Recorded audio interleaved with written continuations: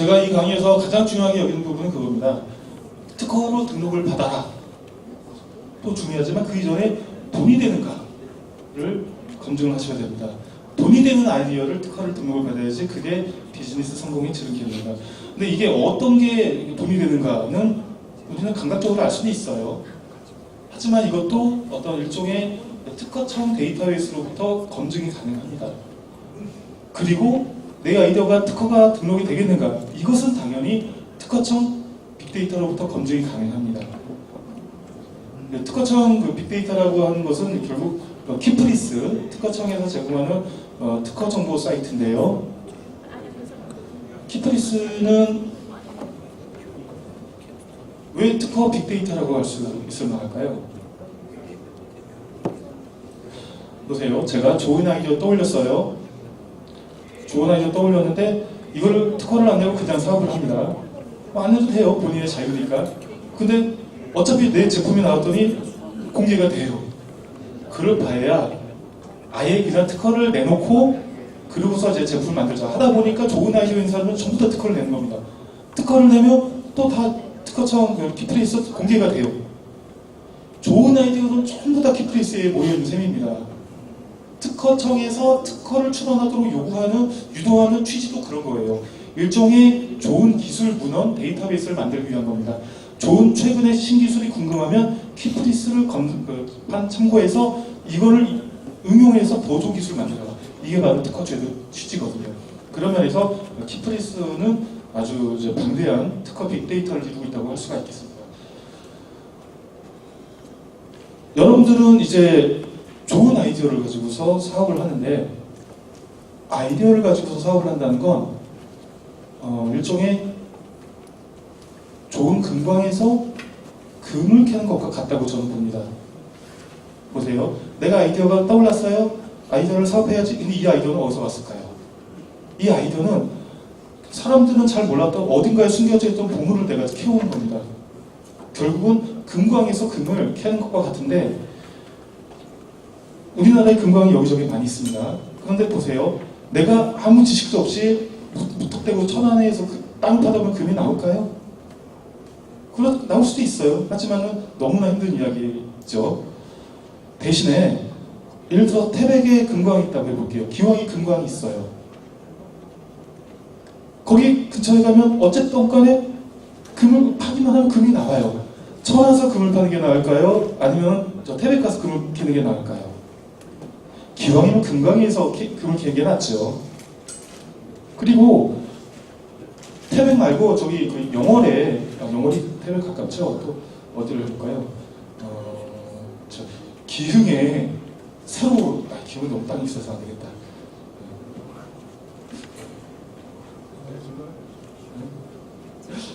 알겠습니다. 천안이라고 해볼게요. 천안에 새롭게 이제 금이 이제 파지기 시작했어요. 막 10년 됐어요. 여기는 막 이제 금광이 이제 막 시작돼갖고 조그만 땅을 파도 금이 캐져요. 그러면 우리는 결국은 선택의 부분입니다. 내가 진짜 아무것도 없는 그 서울에 가서 막 땅을 파는 것보다는 기왕 태백에 가서 땅을 파면 거기는 한 100년 팠습니다. 100년 파다 보니까 좀 많이 파야 돼요. 근데 파면 나오긴 해요. 서울이 낫겠습니까? 태백이 낫겠습니까? 태백이 낫죠. 태백보다는 그 막 이제 열리기 시작한 이 천안에서 땅을 파면 더 쉽게 금광이 발견이 됩니다. 아이디어로 사업하는 것도 비슷합니다. 내가 얼떨결에 좋은 아이디어가 떠올랐어 일 수 있지만, 이왕이면 이 아이디어가 서울 땅인지 태백 땅인지 아니면 천안에 있는 금광인지 이거를 확인을 하시면 쉽게 시장성을 보실 수가 있다는 겁니다. 내가 만약에 가진 아이디어가 태백에 있는 금광에서 금을 캐는 거라면 그거는 진짜 많이 파야 되거든요. 그러면 그만큼 경쟁도 많고 많이 파야 되는 그 이제 사업을 하는데 수고가 든다면 그 땅은 차라리 버리는 게 낫습니다. 그 방법론에 대해서 한번 말씀을 드리겠습니다. 신기술 아이디어로 비즈니스에 성공한다는 것은 새로운 금광을 발굴해서 금을 캐어 돈을 만드는 것인데요. 이때 첫 번째로 확인할 수 있는 것은 시장성과 최근 기술 동향을 분석할 수 있습니다. 내 아이디어가 얼마나 오랫동안 사람들이 아이디어를 내서 경쟁을 하는 그런 시장인지를 보셔야 돼요. 여러분이 만약에 볼펜에 관한 아이디어를 냈다고 해보세요. 볼펜에 관한 아이디어는 정말 사람들이 뭐 100년 넘게 정말 많은 아이디어들을 냈고 사업을 하고 있습니다. 그리고 심지어 큰 대기업도 있어요. 모나 미리리 이런 데도 있고 많죠. 그런 시장에서 내가 아이디어를 내봐야 그거는 저기 100년 된 태백당에서 금캐는 거랑 같습니다. 파면 나오긴 하는데 너무 어려워, 힘들어요. 그럴 바에야 요즘 핫하게 열리는 최신의 IT 또는 가상화폐 좀 더 낫지 않습니까? 새롭게 열리는 시장, 그런 천안 같은 그런 그 영역에 해당되는 아이디어를 선택을 하면 오히려 사업이 쉽다는 거죠. 이런 것들이 바로 이제 특허청에서 나의 아이디어와 관련된 선행기술을 찾았을 때 얼마나 많은 선행기술이 얼마나 오랫동안 제시되어 왔는지를 보면 확인이 가능합니다. 어떻게 확인하냐면요. 돈이 되느냐, 시장성이 있느냐는 나는 이걸 어떻게 솔루션을 제고 어떤 해결 수단을 제시를 했어? 이게 아니에요. 내 아이디어가 무엇을 해결하기 위한 것이냐, 어떤 분야 해결하기 위한 것이냐, 그 돈이 되는 아이디어인지 해결 과제에 관한 겁니다. 그 해결 과제에 관한 검색을 해보면 내가 이게 태백당인지 천안당인지 이게 최신의 기술로서 경쟁이 적은지 아니면은 상대적으로 경쟁이 적으니까 내가 쉽게 1등이 될 수 있는지를 확인할 수 있습니다. 내 해결 과제에 있어서 중요한 키워드, 뭐 필기구면 필기구, 볼펜이면 볼펜, 아니면 나는 인터넷 해킹 관한 거를 키플에서 검색을 해서 나오는 데이터 선행기술의 양과 그리고 언제부터 유래됐는지를 보시면 이게 야 태백에서는 100년 전부터 막 2,000개 업체가 난립하더라 이거인지, 야 이건 10년밖에 안 되는 천안의 금광에서 다 20개 업체만 지금 경쟁을 하더라 인지 확인할 수 있습니다. 그때 확인할 때는 키프레스 검색에 관한 자세한 방법을 말씀드린 건 아니고요. 기왕이면은 초록 부분에다가 키프레스 검색을 웬만하면 초록 요약 부분에다가 하시는 게 낫습니다. 여기다가 검색을 하셔가지고 해결 과제에 관한 키워드를 검색을 하셔서 유래와 얼마나 오랫동안 유래와 그리고 최신의 트렌드를 확인하시면 됩니다. 그걸 통해서 정말 이거는 최근에 열리기 시작했고 그래도 전혀 사람이 없는 것도 좀 무모해요. 정말 제주도에 금광 없는데 제주도에 선행기술 하나도 없다. 와 대박이다. 이것도 아니에요. 적당하게 최신의 적당하게 경쟁이 있을 때 그것이 좋은 것입니다. 그렇게 과연 내 아이디어의 어떤 해결 과제가 시장성이 있는지를 확인하실 수 있습니다. 그 다음에 판단하셔야 되는 건 이제 시장성이 있다.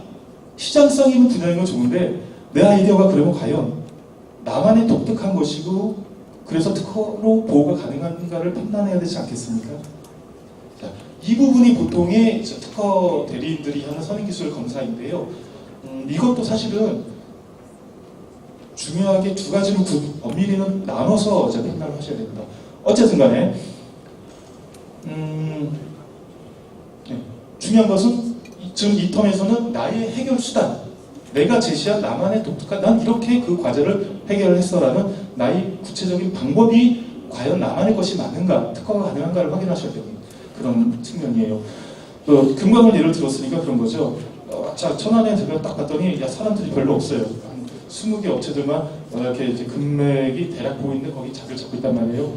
어디 한 군데를 가서 막 열심히 땅을 파는데 갑자기 관리인이 쫓아내요.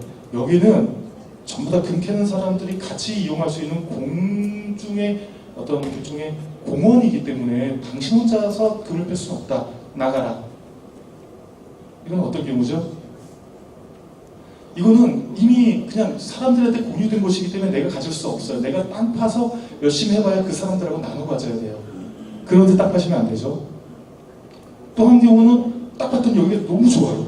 와, 막 노상에 금이 보이고 그래서 미친듯이 막 땅 팠어요. 그랬더니 갑자기 누군가 등을 똑똑 두들기더니 여기 제 땅인데요. 제 땅인데 여기서 이러시면 안 되죠. 그러면 거기서 판 금 다 돌려줘야 돼요.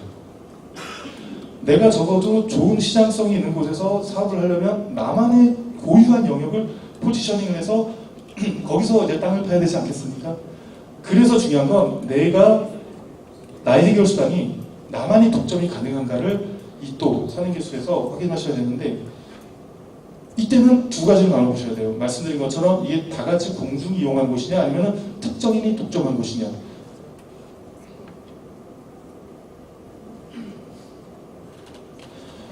키프리스에서 확인할 때는 나의 해결 수단에 키포인트가 있죠. 그 해결 수단의 그 키워드를 입력을 하셔서 그 전체적인 내용을 보셔야 됩니다. 그래서 그 어떤 특정한 선행기술이 내 것과 비슷해 보인다라고 하면 그 선행기술 자세히 보시는데, 청구항에 그 내용이 들어있다, 선행기술에 나의 아이디어가 청구항에 들어있다 그러면은 그거는 이미 누가 독점한 영역입니다. 그 기술은 레드존이라고 저는 지칭을 해요. 절대 그 영역은 들어가시면 안 됩니다. 반대로 청구항이 아니라 그냥 다른 요약이나 아니면은 그냥 설명하다 보니까 그 중에 들어있다, 도면에 들어있다, 그거는 그냥 누구나 다 이미 알려진 것이기 때문에 그냥 누구나 쓸 수 있어요. 내 것만 안 될 뿐이에요. 저는 그것을 그냥 이제 중립적이라는 뜻에서 화이트존이라고 합니다. 엄밀히 두 군데를 분리를 하셔가지고 살피셔야 돼요. 그래서 딱 봤을 때 내 거랑 비슷해. 그건 청구항에 있다, 독립항에 있다 그러면 이거는 레드존이야. 절대 이거는 가까이 가지 말아야지, 피하고. 근데 여러 가지 내가 가진 아이디어 중에 관련된 게 있긴 있는데, 이게 청구항에 있는 게 아니라 그냥 뭐 그런 그 명세서상에 그냥 이렇게 내용 시대에 있네, 그러면 써도 되긴 하는데 저거는 내 거는 아니다, 이렇게 이제 단문을 잡으시겠습니다. 이 지금 말씀드린 것들을 방금 나의 아이디어는 해결 수단이 독점이 가능한가를, 그러면 어떻게 나만의 독점적인 그런 영역을 골라가는가를 이제부터 도식으로 보여드릴게요.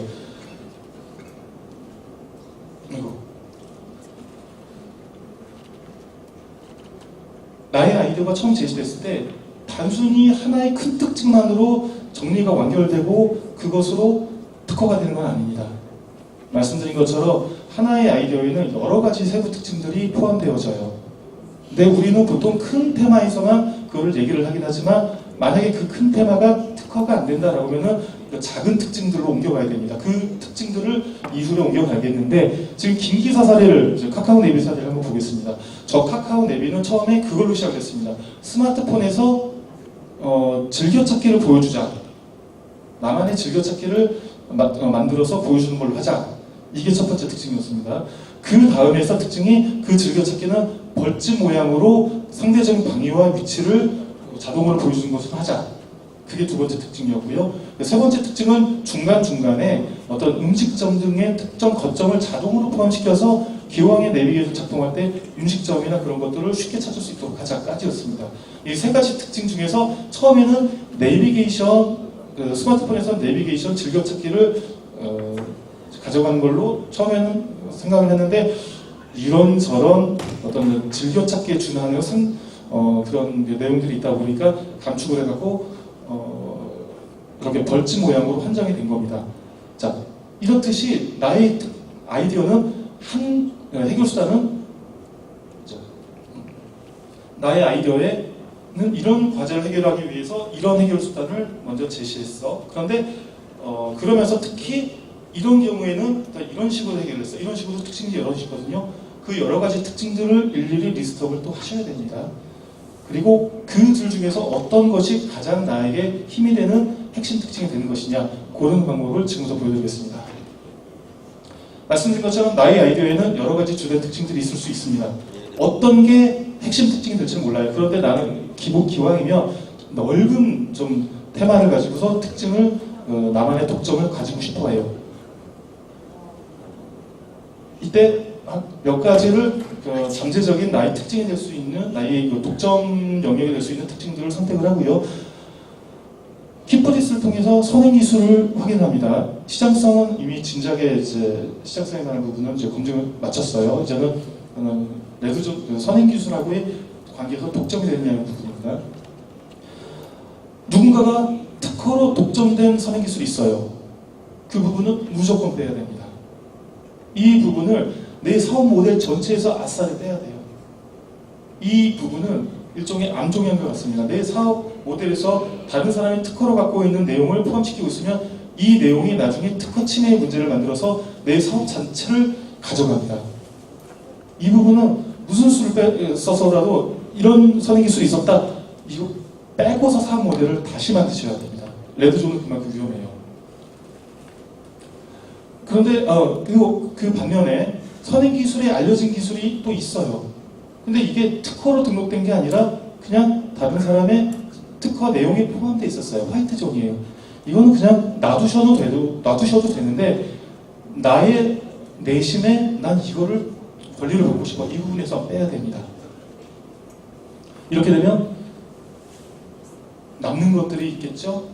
그 남는 것들 중에서 그 와중에 가장 의미 있고 이거는 경쟁사가 따라하고 싶어 할 만한 것들로 아쉽게 좁혀서 특징을 재선정을 해야 되는 겁니다. 이렇게 처음에 생각했던 것보다는 나중에 나의 해결성이 줄어들 수 있어요. 감안하셔야 돼요. 어쩔 수 없어요. 특허에 관련돼서 사업을 하시면서는 특허가 내가 원했던 만큼 등록을 받지 못하는 경우가 대부분입니다. 이런 경우는 어쩔 수 없이 염두에 두셔야 돼요.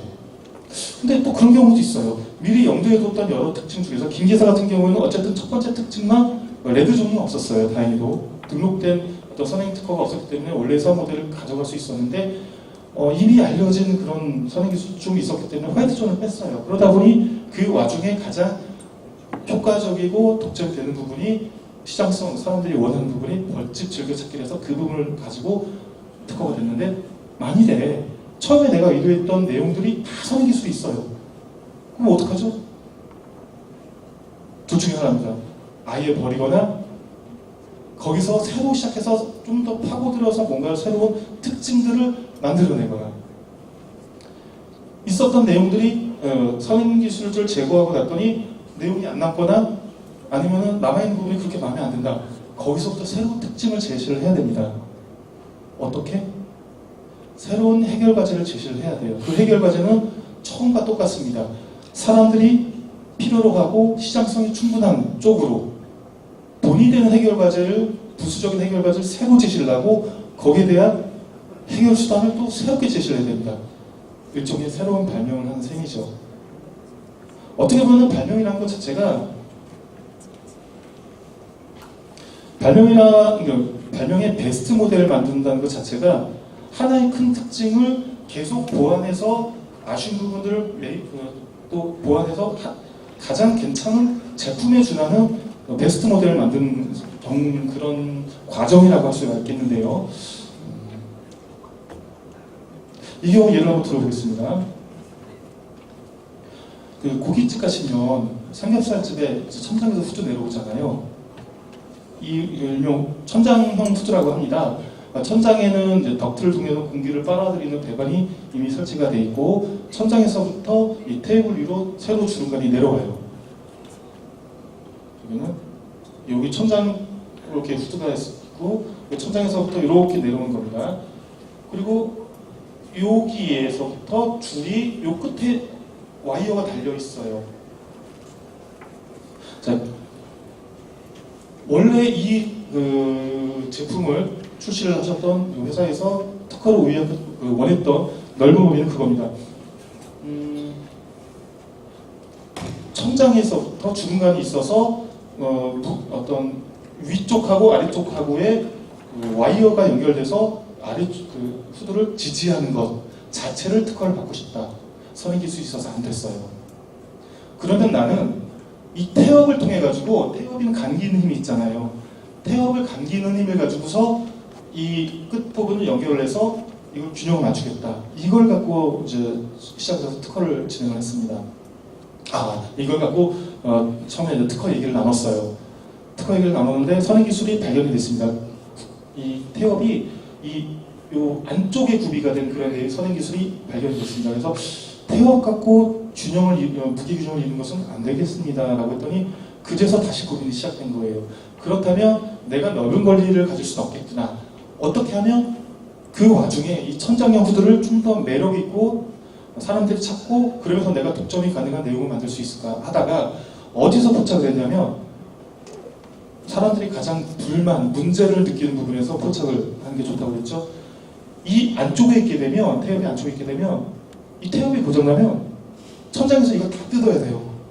막 천장에서 다 뜯어갖고 볼트 풀고 해갖고 뜯어내서 안에 태워 고치고 다시 볼트 박아야 되는데 AS가 너무 힘들다는 거예요. 이게 AS 하나 하느라고 고깃집 전부 다 올스톱 시킬 수도 없고, 그래서 어떻게 했냐면 이 태엽을 플라스틱 케이스에 넣었어요. 담아서 이 후드 측면에 구멍을 뚫어서 꽂는 거죠. 그러면 태엽이 고장나면, 여기 보이시나요? 나중에 고깃집 가시면 한번 보십시오. 이 까만 플라스틱 케이스로 옆에 뭐가 꽂혀 있으면 이게 이 제품입니다. 이 제품이라기보다는 이 특허 제품입니다.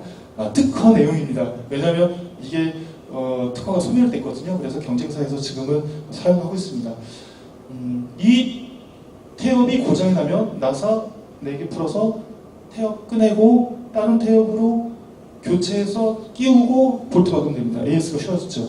이 내용 갖고 특허가 등록이 됐고, 경쟁사에서 이 특허를 좀 따라하고 싶어서 안달복달 했는데 못했죠, 특허 때문에. 그래서 이 업체가 한 번에 엄청 성장을 했습니다. 자, 이렇게 지금 처음에는 태엽을 갖고 균형을 이루는 거를 내가 특허를 갖고 싶어 했는데 어쩔 수 없이 후퇴를 했지 않습니까? 새로운 해결 과제와 새로운 해결 수단을 제시를 했단 말입니다. 이 특허에서의 수정된 어떤 핵심 내용을 추리면 천정형 연기 배출용 후드의 높이를 고정하는 태엽의 조립과 수리를 쉽게 하기 위해서, 천정형 연기 배출용 후드라는 것은 높이를 고정하는 태엽까지는 공지기술 인정을 하고, 이 태엽의 조립과 수리를 쉽게 하기 위해서, 이것도 좋은 새로운 해결 수단이 해결 과제예요. 태엽을 케이스에 담아서 후드의 측면에 구멍을 뚫어 삽입한 채 고정한다. 이렇게 새로운 수단을 또 제시를 함으로써 처음 목적에는 좀 아쉽지만 후퇴를 했으나 여전히 사람들이 필요로 하는 유용한 그런 특허로 뭔가 사업을 더 성공시킬 수 있었죠. 그러면 방금 전에 새로운 해결 과제는 어떻게 떠올려야 된다라고 말씀을 드렸죠. 아까 서두에 처음 시작할 때 말씀드렸던 그 전장입니다. 뭔가 지금 내가 가진 아이디어들이 뭔가 한계에 봉착을 했다. 그럼 새로운 해결 과제를 떠올려야겠다. 무엇을 떠올릴까? 지금 이 제품이 사용하는 데 있어서 정말 큰 불편과 문제는 없는가? 거기에 집중하시는 게 제일 좋습니다. 그랬을 때 거기에 그 어떤 문제를 찾았어요. 그러면 거기에 대한 새로운 해결 수단을 제시를 함으로써 새로운 어떤 특징을 도출해낼 수가 있습니다. 근데 갑자기 준비가 덜 됐는데 그럼 새로운 해결 수단은 어떻게 제시를 하는 거지? 이것도 어렵지 않아요.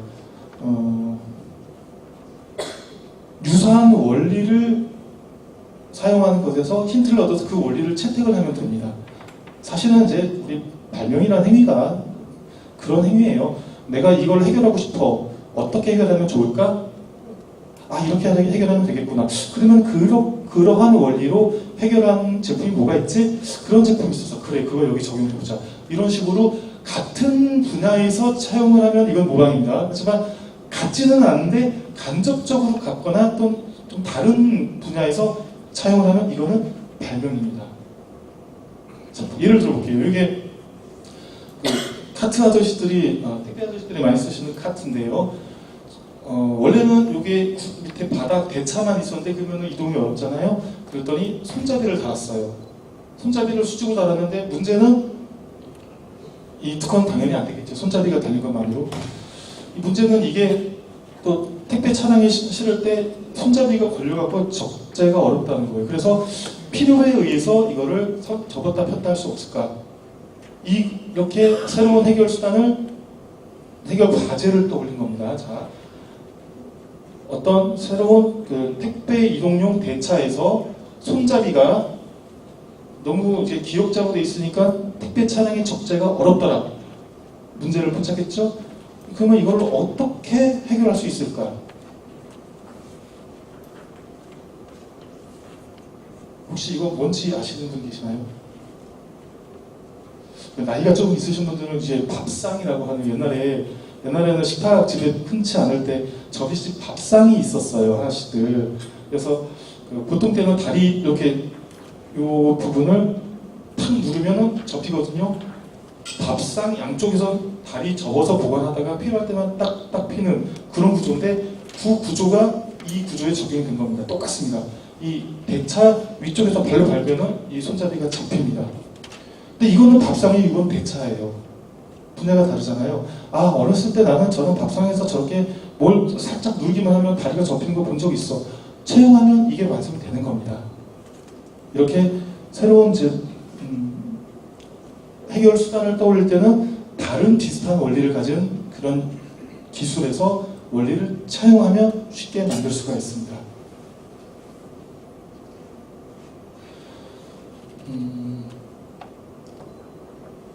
우리가 보통 아이디어를 낼 때는 이거 불편해, 이거 어떻게 하지? 아, 이거 이렇게 해결 되지 않을까? 거기서부터 시작을 합니다. 하지만 그게 다는 아니에요. 이걸 어떻게 좀 더 뭐 부족한 거 없을까 생각하다 보면 꼬리에 꼬리를 뭉치다. 이게 사실은 보면 인사이트 과정이에요. 제가 해결 과제와 해결 수단을 나눠가지고 계속 말씀을 드렸잖아요. 해결 과제는 돈이 되는가, 불편함이 없는가, 문제는 없는가를 생각하고 그거를 어떻게 쉽게 해결했던 방법은 선례는 없는가, 그런 선행 기술에서 이렇게 빨리 너무 보신 게 농담이고요. 감사합니다. 그 해결 과제를 떠올리고 그리고 이거를 쉽게 해결했던 어떤 유사 선례는 없는가 해서 떠올려서 그걸 여기 적용하면은 어떻지? 괜찮네. 적용해보고 적용했는데 그런데 그때에서 이런 문제가 있어. 또 새로운 문제를 포착하고 계속 문제점을 포착을 해서 만들어가는 과정이 바로 이제 인사이트 프로세스라고 합니다. 베스트 모델 이렇게 과정을 거치다 보면은 이제 거의 흠잡을 데 없는 완성된 모델이 만들어지는 거죠. 처음에는 이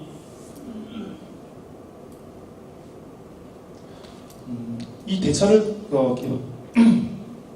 개발하는 과정에서 손잡이가 있네. 문제의 원인은 뭐지? 손잡이가 입체적인 부피를 가지기 때문에 그렇지. 문제를 쉽게 해결하는 원리는 뭐지? 적으면 좋겠는데 그러면 유사한 해결 사례는 무엇인가? 옛날에 밥상 이렇게 수직으로 있던 거 접었던 선례가 있어. 그리고 그거 적용하는데 어려움 없나? 쉬워. 적용을 했는데 부작용 없나? 없어. 근데 또 다른 거 없나? 뭐 이런 식으로 꼬리를 물고서 보완하는 과정을 거치면 하나의 좋은 베스트 모델이 만들어지고요. 쉬운 예입니다. 그 커피숍에서 보면 종이컵들이 이렇게 많이들 이제 쌓여서 쓰잖아요. 근데 지금 영세한 가게들 가보시면 그냥 종이컵을 쫙 쌓아놓습니다. 이거 하나씩 빼다 보면 쫙 위에서 뽑고 하거든요. 이 개발자분이 요거 개발하셔갖고 대형 커피숍, 투썸 삐리리 이런 데 지금 납품하시고 해서 꽤 크셨습니다. 성공을 하셔서 재미를 보셨어요. 컵 그냥 쭉 쌓기만 하다 보니 빼다가 넘어지고 끊는 데도 불편하고 하니까 자 이거 불편한 거 어떻게 해결할 수 없을까? 이게 보니까 그냥 종이컵 그냥 쌓다 보니까 넘어지는 문제가 생기는 것 같다. 그러면 아마 별도의 거치대를 통해서 종이컵을 쌓으면 이게 넘어지지는 않겠구나. 근데 그 거치대를 했더니 그래도 여전히 이거 위에서 빼내는 건 어려워요. 경사지게 거치대를 만들면 빼내는 게 훨씬 더 사선을 빼니까 쉽겠구나. 여기까지는 이제 문제 해결이었습니다. 문제 해결에다가 경사지게 만든다는 거는 좀 일종의 부수적인 효과 또는 효율에 관한 게 거기 돼 있죠. 그리고 종이컵이 뺄 때 불편할 수 있으면 측면에 손가락을 넣을 홈 파놓으면 금상첨화. 거치대를 깊게 파놓으면 안에 있는 걸 빼기가 어렵잖아요. 새로운 문제점을 또 포착을 한 거죠. 여기서 홈을 파더니 안쪽에 있는 거는 측면에서부터 컵을 빼낼 수 있다. 또 뭐 없을까? 기왕에 홈 파는 김에 여기다가 눈금 넣어놓으면 이게 컵이 몇 개 남아있는지는 쉽게 알 수 있겠구나. 부수적인 효과. 제가 해결 과제를 돈이 되는가를 떠올릴 때 사람들이 원하는 것인가 해서 세 가지가 있다고 했죠. 문제나 불편은 없는가, 부수적인 효과는 없는가, 또 효율을 높인가. 그 세 가지가 다 뭐가 있다고 보시면 되겠습니다. 이 세 가지 질문을 끊임없이 던지면서 거기에 대한 어떤 솔루션은 직관적으로 또는 어렵다면 그 유사한 해결 원리를 채택한 그런 다른 제품에서부터 가져오시면 이렇게 만들어갈 수가 있습니다.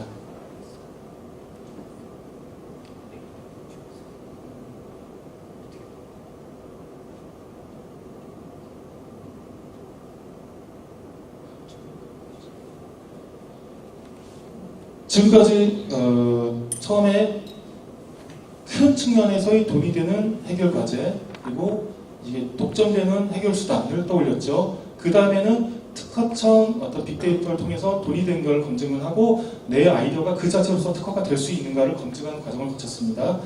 그러면서 내 아이디어가 그 자체로 특허가 되면 좋겠는데 또는 부수된 특징들이 여러 있을 때 후퇴를 해야 된다거나 새로 만들어야 된다거나 했을 때 어떤 식으로 이 산을 붙여서 베스트 모델을 만들 것인가 만들어 봤습니다.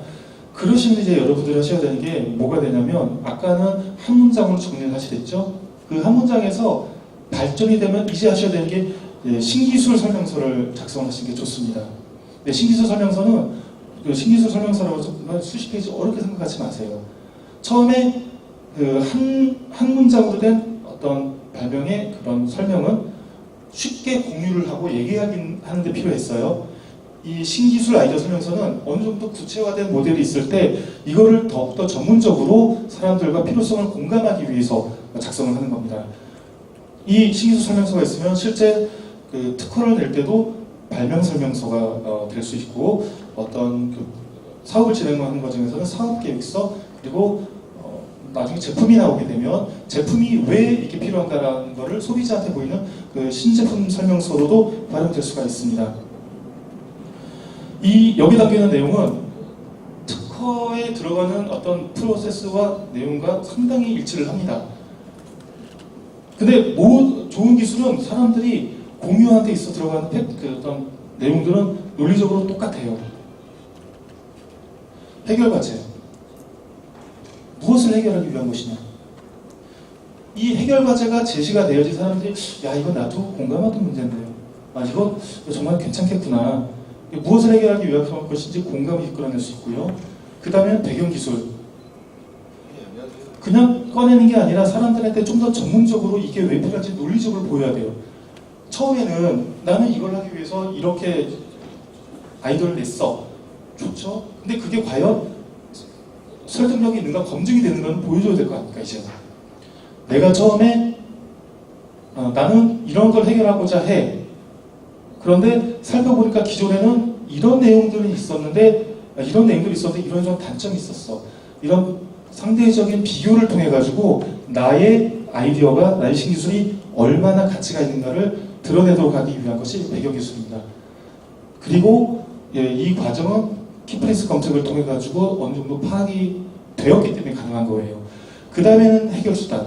해결수단은 이런 해결 가치를 이루기 위해서 나는 어떤 수단을 제안을 했는지 이 부분이 있어야지 이게 정말 효과적으로 해결을 했구나 라는 부분들이 공감이 되겠죠.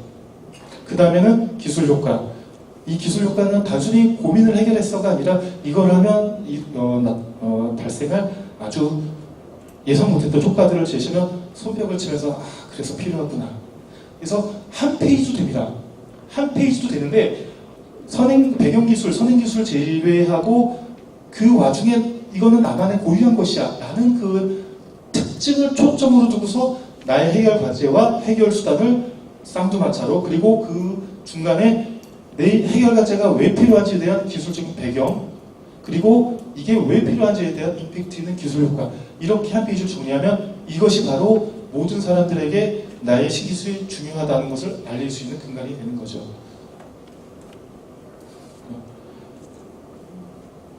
지금 위에 있는 글자가 작으니까 한번 제가 읽어드리겠습니다. 해결 과제는 신기술 아이디어가 어떠한 목적을 위한 것인지를 알려줌으로써 아이디어를 공유하는 사람들에게 공감을 이끌면서도 시장성에 대한 가늠을 하도록 한다. 배경기술은 신기술 아이디어가 필요하게 된 배경으로서 종래에는 어떤 기술들이 존재하였는지 그리고 최근에 제안된 기술들 중에서 유사한 것이 있었음에도 무엇이 문제였는지를 특허 빅데이터 분석 결과에 기초해서 보여줌으로써 나의 신기술 아이디어에 대한 기대치를 갖도록 만든다. 해결수단은 신기술 아이디어가 필요하게 된 배경으로서 종래에는 어떤 기술들이 존재하는지 못하네요. PT 자료를 만드는 과정에서 저건 좀 저렇게 잘못한 것 같은데요.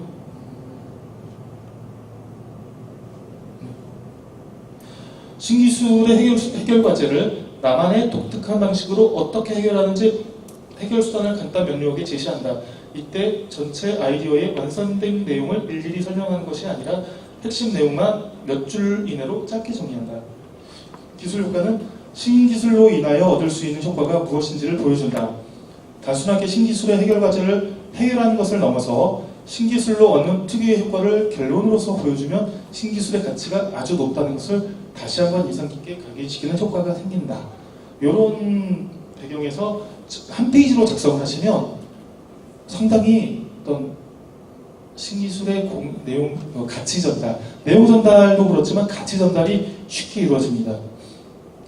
실제로 제 책을 보고서 상담을 받으러 오신 분들이 이렇게 한 페이지를 작성해서 오시는 경우가 많은데 말주변이 없는 분들도 이게 자료를 산만하게 쓰실 게 아니라 일단 이 내용을 한 페이지 정리하시고 나서 기술 자료가 첨부가 되면 핵심이 무엇인지를 분명하게 찾을 수 있어서 어떤 내용의 속도 또는 내용 상담 예약 상담 내용의 퀄리티가 높아지는 걸 경험할 수 있었습니다. 이렇게 하기 위해서는 뭐니 해도 핵심 아이디어를 한 문장으로 정리하는 게 시작입니다. 처음부터 내 아이디어가 한 문장으로 정리가 되어야지 거기서부터 이 모든 검토가 시작되거든요. 핵심 아이디어를 한 문장으로 정리하면 해결 과제와 해결 수단 두 가지로 나누지 않습니까? 그러면 그 해결 과제를 통해서 선행기술 어떤 시장성 검토가 가능해집니다. 그래서 이게 과연 돈이 되겠구나, 이게 정말 시장성이 충분하겠구나, 이런 검증을 먼저 되고요. 그 다음에는 그 과정에서 배경기술이 노출될 겁니다. 물론 배경기술이 선행기술들이 유사한 게 있다면 나의 핵심 특징은 좀 좁아질 수밖에 없어요. 하지만 괜찮습니다. 어쩔 수 없는 현상이에요. 그 과정에서 나의 해결 과제는 다시 한번 재정리가 될 테고, 배경기술이 그렇다면 확정된 해결 과제에 관련된 배경기술이 어떤 게 있는지 이 부분이 제공이 되면 그래서 내 해결 과제가 정말 중요하구나가 드러날 거예요. 그 다음에는 이제 나의 해결 수단이 무엇인지, 나는 어떻게 솔루션을 제공했는지 이 부분을 작성을 하고, 그 다음에 이제 뻔한 효과 말고 이런 내용을 이런 신기술을 통해서 이런 효과까지 가능할 수 있어 까지 되면 이 내용을 보는 사람을 하여금 정말 필요하겠구나를 마지막 임팩트 있게 각인을 할 수가 있을 겁니다. 그래서 각자가 아이디어를 가지고 계신 상태에서 나의 아이디어는 지금도 잘 본인의 사업 창업 아이디어를 가지고 계시겠지만 만약에 지금 시작 단계에 있으시다 하시면 이런 단계에서 나의 해결 처음에 이제 아이디어를 한 문장으로 정리를 하시고, 그 다음에는 이제 선행기술 검색을 통해서 해결 과제, 배경기술, 해결 수단, 특유의 효과 이렇게 정리를 해보시면 훨씬 다른 분들하고 이제 쉽게 나의 어떤 비즈니스에 대해서 공유가 쉽다는 것을 경험을 하실 거예요. 말씀드렸죠. 첫째로는 변리사를 통해서 특허를 내가 의도했던 대로 받기 쉬우시고, 투자자한테 이 기술의 가치를 알려서 투자를 받기가 용이하십니다. 동업자를 찾기가 유리해져요. 나는 혼자서 일을 할 수 없어요. 내가 아는 누군가에게 헬프를 구하는데 이 내용을 가지고서 전달을 하면 더 쉽게 그거 괜찮다, 한번 해보자 라는 반응을 얻으실 수 있습니다.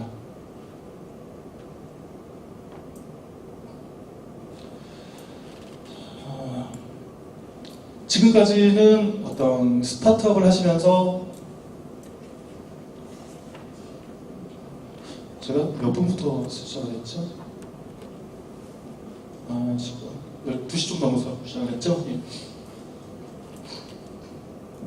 여기까지는 제가 이제 스타트업을 하시면서 이제 신기술 아이디어를 갖고 어떤 부분을 중요하게 여기셔야 되고, 또 그걸 위해서 어떻게 나의 아이디어를 검증하고 정리를 하셔야 되는지 말씀드렸어요. 근데 또 너무 그렇게만 알면 좀 섭섭한 부분이 있어요. 왜냐하면 특허라는 거는 전문가에 준하게 직접 모든 내용을 일일이 아실 필요는 없다는 게 제 생각입니다. 모든 전문적인 영역은 각자가 전문가가 되기에는 너무나 어렵고 힘들어요. 힘도 많이 들고 좀 시간도 많이 들고요. 그렇기 때문에 전문가에 준하는 지식을 가지실 필요는 없어요. 하지만 어느 정도는 아셔야 돼요. 왜냐하면 전문가한테 맡긴다 하더라도 어느 정도 큰 맥락에서 내가 알고 있어야지 의논이 되거든요. 너무 어렵다고 모르고 방치하면 그냥 변리사한테 맡겼더니 변리사가 알아서 하더라. 이런 부분도 사실은 좋지 않은 모습입니다. 그래서 특허에 대해서 많이들 강의를 들으셨겠지만 좀 다른 데서 이제 놓치기 쉬운 큰 맥락에서만 좀 얘기를 풀어가 보도록 하겠습니다. 그래서 특허 조금 더 알아보자입니다.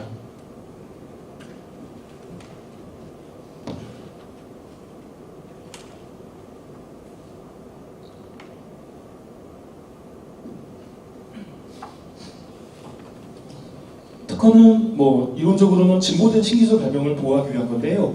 여기서 말하는 신기술은 그냥 기술적이지 않은 것만 뺀다 생각하시면 됩니다. 이제 기술적이지 않은 건 이건 내 전매 특허야. 그런 거 있죠. 내 전매 특허야라고 했을 때 이거는 내 유행어니까 내 전매 특허야. 유행어는 기술이 아닙니다. 아니고요. 그리고 암호화 방법. 암호화를 위한 이런 식으로 암호화를 하면 되더라. 이건 기술이 아니에요. 이건 사람이 만들어낸 알고리즘일 뿐이에요. 근데 암호를 갖고 만들어낸 장비 등 특허의 대상이 됩니다. 그러니까 우리 2차 대전 때 유명한 독일군이 유보트에 사용한 암호화 장비가 이니그마라고 하죠. 그러니까 특정한 암호 알고리즘을 가지고서 이거를 자동으로 암호하고 암호 해독을 해주는 기계가 이니그마인데 장비이기 때문에 특허가 됩니다. 하지만 어떤 원리로 암호를 하는지는 특허가 되지 않습니다. 그런 식으로 장비 또는 눈에 손으로 만들 수 있는 무언가는 좀 연관이 되어야지 특허의 대상이 됩니다.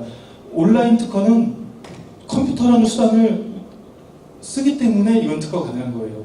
그래서 머릿속으로만 이뤄내는 퀴즈 방법 그런 것만 빼고는 특허가 다 된다고 보시면 되겠습니다.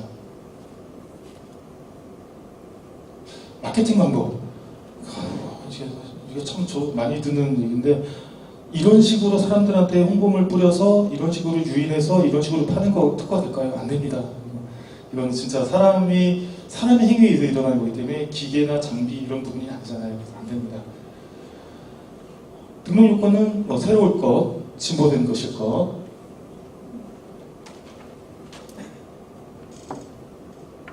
근데 진보성이 있느냐를 누가 판단하냐 이게 진짜 어렵습니다. 이게 지금도 계속 시대의 흐름에 따라서 변하는 개념인데 원래는 심사관이 독자적으로 판단하면 안 돼요. 근데 심사관들은 어떻게 판단하냐면 나는 당업자야. 나는 그 분야에 있어서 일반적인 기술을 가진 사람이야 라고 나는 내 자신을 상정을 하고서 심사를 하게 돼 있어요. 근데 때로는 심사관이 정말 똑똑한 심사관 만나면 웬만큼 어려워도 복잡해도 이거 다 그냥 다 일반적으로 알려진 기술이래요. 설계 변경이고 수치 변경이고 참 애매한 그런 부분이 없지 않아 있습니다. 그래서 보통 변리사들은 많은 케이스들을 다루다 보니까 현재의 어떤 특허의 트렌드를 좀 읽어요. 그래서 요즘 기술 심사 수준이면 이 정도는 진보성이 있는 걸로 판단이 되겠다, 아니다 이런 정도 가늠이 되는데 여전히 좀 어렵긴 합니다. 이거는 너무 좀 진보성이 약한 게 아닌가 하면서도 등록이 되는 게 있고 야 이건 되겠어 했는데도 불구하고 심사관이 안 해주는 경우도 있고요. 근데 심사관 안 해준다고 해가지고 또 이제 따져가서 뛰어와서 싸우면 심사관이 이거는 없다라고 하면 진보성 없다라고 하면 답은 안 나와요. 예. 잠시 좀 한탄을 했습니다. 엊그제도 이런 사건이 하나 있었거든요.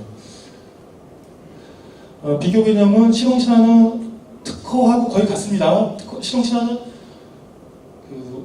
전 세계에서 실용신화에 있는 나라는 몇 개국이 안 돼요. 이제 기본적으로 개발도상국으로 시작했던 나라들이 외국에서 선진국에서 특허가 특허 제도를 만들었는데 자국 기술이 별로 없으니까 자국에서 특허는 별로 없잖아요. 그러니까 외국에서 들어온 거는 특허로 보호가 되는데 자국의 기술도 뭐라도 좀 약해도 보호를 해줘야겠다 싶어서 실용신안, 실용적인 새로운 안을 이제 보호를 해주자라고 해서 만들어낸 게 실용신안인데 처음에 일본에서 있었고 그 다음에 우리나라, 지금 중국 이렇게 있는데 우리나라는 워낙에 기술 수준이 올라가서 지금은 거의 특허하고 같습니다. 오히려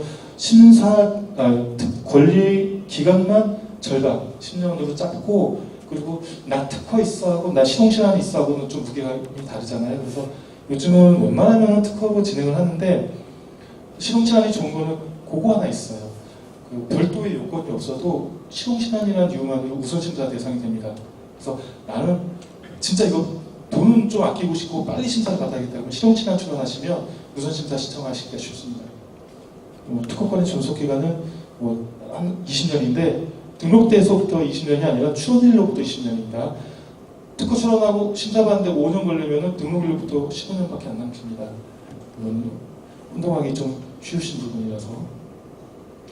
특허의 등록 과정은 출원하고 서류로 출원하고 심사를 받아서 등록이 되는데 재심사 청구라는 거를 좀 염두에 두실 필요가 있어요. 이 부분이 예전에는 특허가 다 등록이 안 되고 거절이 되면 그냥 거절됐다고 포기할 게 아니라 한 번 더 보정서를 내서 심사 안 하고 이거를 재심사를 받을 수가 있습니다.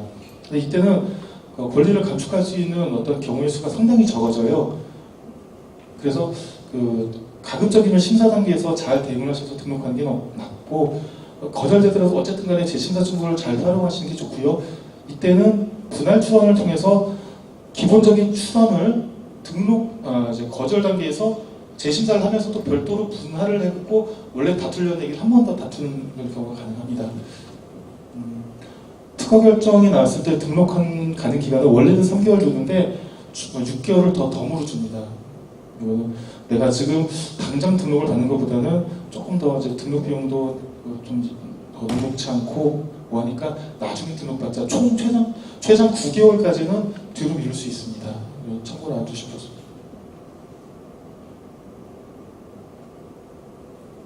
특허의 존속기간은 20년이고 권리 침해 시 법적 책임은 여기서부터가 사실은 제가 이 챕터를 말씀드리는 가장 중요한 이유가 되겠는데요. 특허가 우리가 등록을 잘 받았어요. 절차적으로 출원을 하고 등록을 받는 것까지는 이제 제가 간략하게 말씀드린 것처럼 쭉 했단 말이에요. 이거는 어디 가서 들으실 수 있어요. 이 정도만 대충 아시고 심사가 이제 대리인하고 등록이 됐다. 감사합니다. 일단 9개월까지 미룰게요. 거절이 됐다. 어떡하죠? 일단 재심사를 좀 할 수 있으면 하고 아니면 분할 출원해서 다시 한번 이어가죠. 이 정도 알아시면 좋습니다. 어쨌든 등록이 됐어요. 내가 나의 아이디어를 보호를 받을 수 있게 됐어요. 누군가 나를 따라 있어요. 지식재산권은, 특허는 내가 기껏 만들어낸 시장을 모방품으로 보호받는 울타리라고 말씀드렸잖아요. 누가 울타리에 들어왔어요. 어떻게 해야 될까요? 떼째해줘야죠. 떼째해줘야 되는데 그러면 과연 떼째를 어떤 방식으로 할 수 있을까? 그리고 이때 염두에 둬야 될 것은 무엇인가? 그 부분이 지금 제가 이제 말씀드린 핵심적인 부분입니다. 중요한 부분이니까 좀 잘 들어주시면 좋겠어요. 여기서 지금 나쁜 역할을 한 분만 좀 해주셨으면 좋겠습니다. 어느 분이 하시겠습니까? 나쁜 역할? 눈 마주치시는 이왕이면 저에게 충전기도 빌려주시고 나쁜 역할을 좀 요청드릴게요.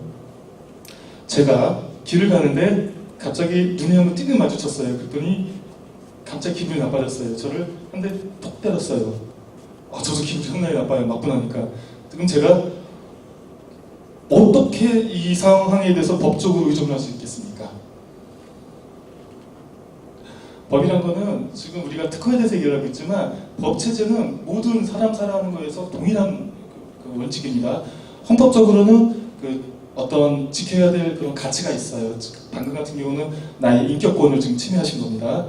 그 인격권을 침해한 거에 대해서 보호받을 수 있는 수단이 민사적 수단과 형사적 수단이 있어요. 특허도 마찬가지예요. 특허에는 지식재산에 대해서 보호 항목이 있거든요. 그 헌법에 있는 지식재산을 만약에 특허를 누가 침해했기 때문에 그에 따른 죄로 민사적인, 형사적인 책임을 물을 수가 있습니다. 그러니까 이거를 좀 쉬운 예를 위해서 저를 한 대를 때리시거나 할게요. 방금 전에 저를 헌법적으로 중요한 인격권을 침해하셨습니다. 저는 법으로 책임을 묻겠어요. 이런 상황에서는 먼저 국가에서 절대 이거는 싸우지 말고 좋게 지내라라는 사회의 균형을 해친 나쁜 책임을 묻는 게 형사적인 책임입니다. 국가에서 나쁜 짓을 했기 때문에 그거에 대해서 책임 묻는 게 형사적인 책임이에요. 폭행을 때리면 폭행죄입니다. 폭행죄는 몇 년 이하고 그건 좀 정확히 모르겠는데 때렸으면 그 때렸다는 사실 자체로 국가의 질서를 어지럽힌 죄를 국가에서 묻게 되어 있습니다. 폭행죄. 특허는 특허권자의 어떤 그 권리를 지켜야 되는데 그거를 침해했으면 7년 이하의 징역이나 1억 원 이하의 벌금을 때리게 되어 있습니다. 이거는 특허권자에게 뭐 이제 연관이 있는 게 아니라 특허를 침해했다는 나쁜 행위 자체에 대해서 국가가 벌을 주는 겁니다. 이게 형사적인 책임입니다. 그러면은 피해를 당한 저는 어떻게 될까요? 저는 돈을 받아야죠. 사람 관계에서는 돈밖에 없어요. 그러니까 저는 저를 때리셨으니까 기분이 나빠요. 아이고 하면서 진단서 띄워갖고 하면 병원비 받아야죠. 그리고 아이고 쏘리 하면서 위조를 받아야 되죠. 그게 바로 민사적인 손해배상입니다. 근데 예, 특허에서도 마찬가지예요. 특허에서도 내 특허를 침해하고 있네? 그러면은 일단 침해죄를 묻고 그리고 내 특허를 침해한 책임지시오 돈으로 배상을 하는 겁니다. 근데 이제 특허에서는 또 독특한 게 막 경찰서 왔다 갔다 하고 이거 법원에 뭐 손해배상하고 있는데 침해는 계속 하고 있어요. 그래서 내 물건이 안 팔려요. 저 사람이 침해한 사람 물건 계속 팔고 있고 심지어 내 거보다 싸요. 그러니까 나는 돈을 못 벌고 있단 말입니다. 어떻게 해야 될까요? 법원에서 이제 뭐 판결 나고 확정되려면 한참 걸리는데 그래서 민사 쪽에서는 가처분 제도라는 게 있습니다. 이건 원래 그 다른 데서도 다 적용되는 건데 특허에서는 특히 가처분이 많이 활용이 됩니다. 침해 금지 가처분. 지금 당장 침해를 못하게 해주십시오라는 게 침해 금지 가처분이에요. 그래서 권리 특허가 침해됐다 그러면 형사적으로는 7년 이하의 징역이나 1억 원 이하의 벌금을 경찰서 또는 검찰청에다가 이제 고소를 할 수가 있고요. 그거가 별개로 이 사람이 내 권리를 침해하고 있으니까 나는 그 손해를 배상을 받아야겠습니다. 근데 지금 보니까 침해가 계속되고 있으니 침해금지 가처분 그리고 그와 별도로 손해배상 되는 겁니다. 원칙이 이것입니다. 그래서 특허 침해 상황에 걸린 경우에 법률가를 찾아가면 이 세 가지를 동시에 진행할 것을 권합니다. 맞죠? 맞아요. 이렇게 진행하는 게 맞습니다. 그런데 여기서 우리가 특허권자 입장에서 절대 놓치지 말아야 되는 한 가지 중요한 게 있어요. 뭐냐면 저 때리셨잖아요. 나중에 때린 게 안 때린 게 되지는 않지 않습니까? 그러니까 이건 역사적 사실이라 근데 나중에 쏘리 했다고 해갖고 사과했다고 해갖고 제가 그러면은 알겠습니다. 제가 뭐 다 취하해드릴게 할 수는 있지만 때렸다는 사실 자체가 없어지진 않아요. 근데 특허에서는 이 사실이 없어져요. 없어질 수 있어요.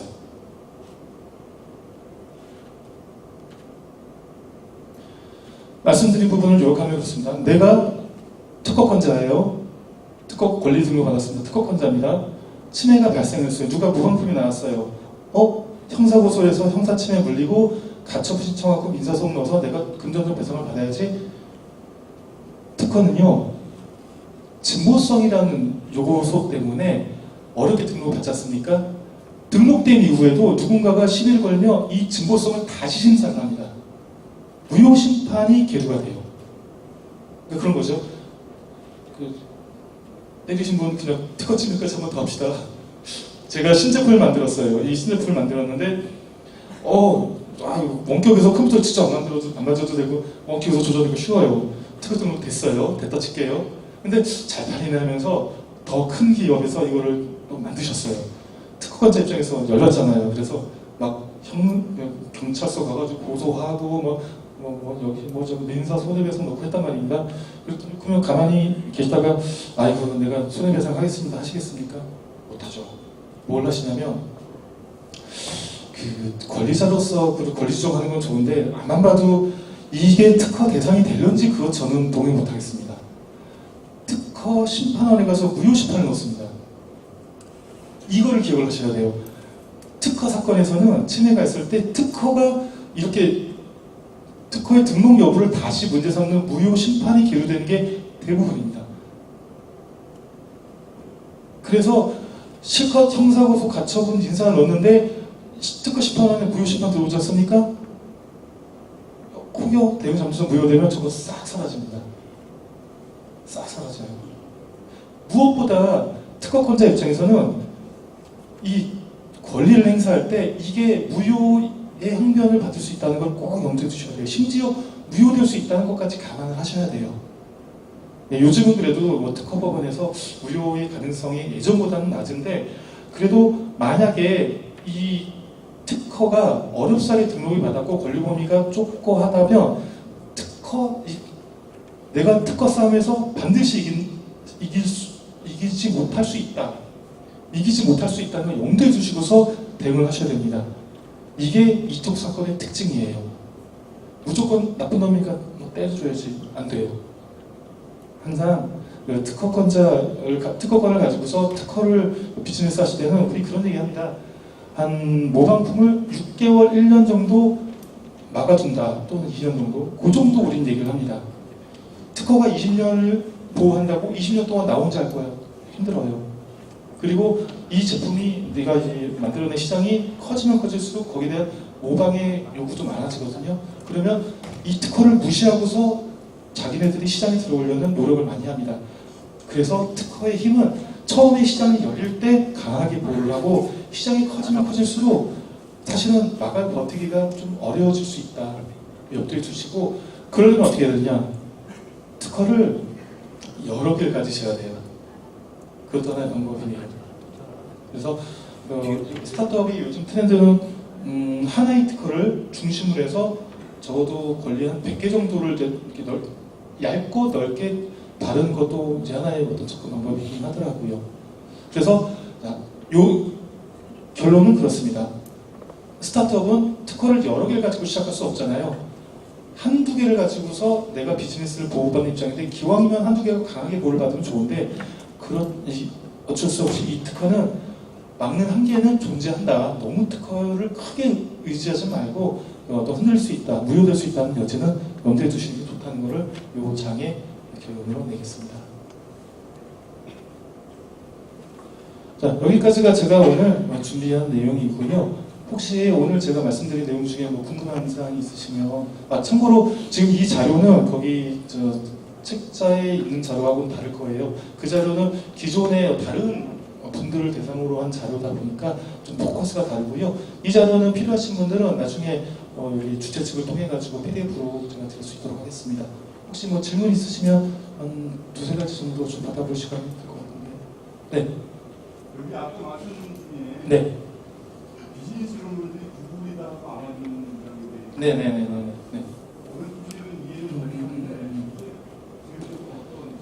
구글 같은 경우는 그러니까 나는 이제 미국 사이트를 볼 때 구글을 본다라고 하는 거는 좀 그 구글이 기술 측면의 경향이 많이 있습니다. 어떤 그 검색 패러다임이나 검색 알고리즘 그런 그리고 어떻게 여기다 광고를 끼워넣느냐 뭐 그런 부분들이 좀 기술적인 측면이 있어서 그런 것이고요. 아마존은 다분히 자본에 의한 어떤 유통 채널이다 보니까 어떤 기술이보다는 경영적인 측면이 강해서 그렇습니다.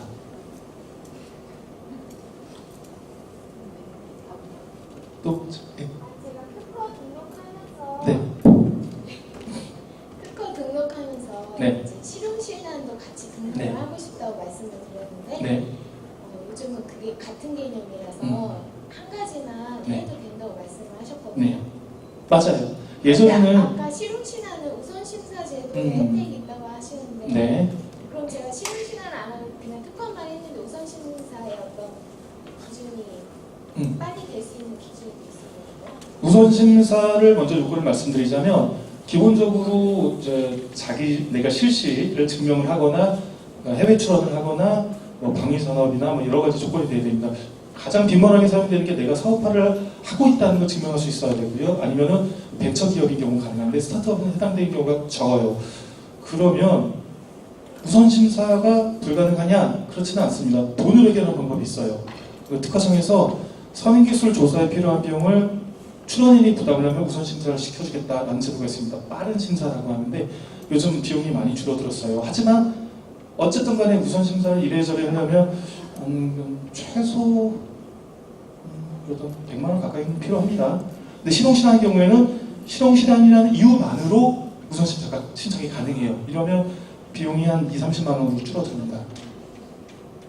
근데 그 몇십만 원 줄어드는 거를 원하고서 실용실한 수반에서 우선 심사를 하느냐 아니면 돈이 들더라도 난 특허로 내서 돈을 더 들여서 우선 심사할 거냐는 본인의 선택입니다. 참고로 그러니까 예전에 벤처붐이 일었던 2000년대에는 이중출원이라는 개념이 있었어요. 그때는 실용신앙 개념을 좀 뒤틀어가지고 벤처기업이 그 실용신앙 등록증이라도 하나 있으면 나중에 본인들이 어떤 비즈니스 하는데도 유리하지 않겠냐 해서 실용신앙 출원을 하기만 하면 일단 등록을 시켜줬습니다. 일단 등록을 시켜놓고 그리고 나중에 다툼이 생기거나 하면 이거를 기술평가 청구라는 제도를 통해서 실제 이게 기술이 유효하냐 아니냐를 판단하는 제도가 있었어요. 그래서 유효하다, 진보성 있다면 실용신앙 유지, 만약에 다시 봤더니 이거는 가치가 없네, 취소 이랬는데 없어진 지 오래됐어요. 2000년도 실용신앙 중에서 야 이런 것도 등록이 돼 라고 하는 것들은 전부 다 무심사로 등록된 것들이기 때문에 공고를 보시면은 기초적 심사, 기초적 심사 예스 노가 있으니까 이렇게 분간하실 수가 있습니다. 그래서 지금은 정말 간단한 아이이기 때문에 특허로 받기는 정말 좀 겁난다. 이런 경우에는 좀 실용신앙 출원을 하는 뭐 그런 형국입니다.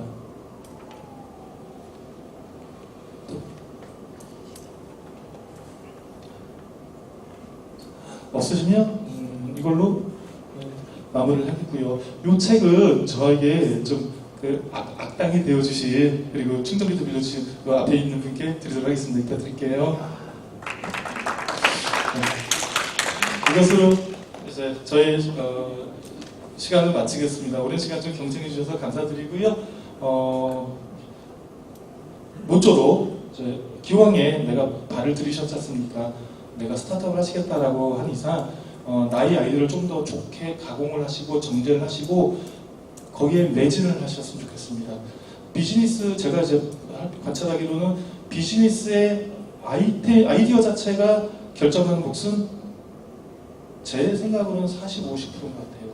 나머지 50, 60%는 이 끌어가는 사람이 얼마나 능력 있게 에너지 있게 이게 끌어가느냐에 대해서 결정되는 것 같습니다. 열정을 가지시고 그 의미는 그 아이디어가 사실은 그렇게 파워풀하지 않더라도 열정을 가지고서 좋은 사람들을 끌어들여서 진행하면 또 된다는 말입니다. 그러니까 본인의 아이디어를 믿고 더 가공시키고 본인을 믿고 매진하셔가지고 부디 좋은 스타트업의 성공 사례로 남으시기를 기원하겠습니다. 긴 시간 경청해 주셔서 감사합니다.